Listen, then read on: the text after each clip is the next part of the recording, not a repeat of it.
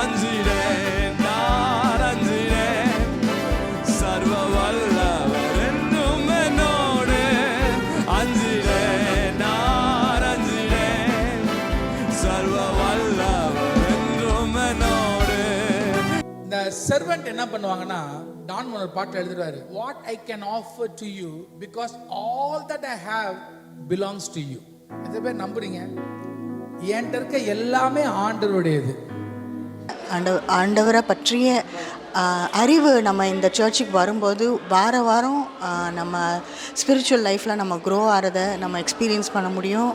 நம்ம லைஃப்பில் நம்மளோட பழைய குணங்கள் மாறி நம்மளால் காட்லியாய் கிங்டம் மைண்டடாக நம்மளால் ட்ரான்ஸ்ஃபார்ம் ஆகிறத நம்ம உணரவே முடியும். போல் இன்றைக்கி அண்ணா சொன்ன வார்த்தை நம்ம மனிதர்கள் பார்க்குற மாதிரி ஊழியம் செய்யாமல் உண்மையாகவே கர்த்தருக்கு உண்மையாகவும் உத்தமமாக இருக்குன்னு சொல்லி சொன்னார். அந்த வார்த்தை எனக்கு பிடிச்சிருந்துச்சு. சமாதானம் கிடைச்சிது.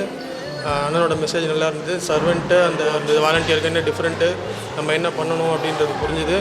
நம்ம எதை கேட்டாலுமோ ஆண்டவருடைய நாமத்தினால தான் கேட்கணும். ஆண்டவருக்கு விருப்பம் இருக்கா, ஆண்டவருடைய சித்தம் இருக்கா அப்படின்னு நம்ம கேட்கணும் அப்படின்றத அண்ணன் கற்றுக் கொடுத்தார்.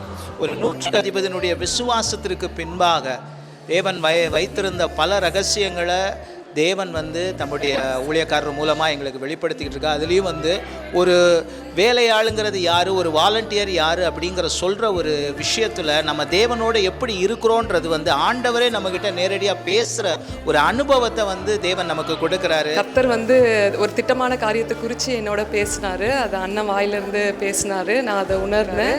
இது போல் ஒவ்வொரு வாரமும் ஆண்டவர் நிறைய ரெவலேஷன்ஸ் தர்றாரு. நிறைய ஸ்பிரிச்சுவல் லேர்னிங்ஸ் இங்கே கிடைக்குது. அண்ணா ஆண்டோட்ட எப்படி நம்ம கேட்கணும்னு சொல்லி கொடுத்தாங்க. அதுவும் மட்டும் இல்லை, எப்படி என்னெல்லாம் கேட்கக்கூடாது அப்படின்னு சொல்லி கொடுத்தாங்க. நம்ம யாருக்கும் தீமையான ஒரு விஷயம் கேட்கக்கூடாது. ஆண்டவருக்கு மகிமைப்படுகிற ஒரு ஆசீர்வாதத்தை மட்டும் தான் நம்ம கேட்கணும். அப்புறம் விசுவாசத்தோட கேட்கணும். என்னோட மெசேஜ் இன்றைக்கி ரொம்ப சூப்பராக இருந்தது. இந்த சர்வெண்ட் அண்ட் வாலண்டியரை பற்றி சொன்னார். எனக்கு பர்சனலாக டச்சிங்காக இருந்தது. நான் இவ்வளோ நாளாக ஒரு வாலண்டியராக இருந்தேன். ஸோ இனிமேல் ஒரு சர்வெண்ட்டாக காடுக்கு எதுனாலும் செய்யறதுக்கு ஃபர்ஸ்ட்டாக வரணும். ஸோ அதை நீங்கள்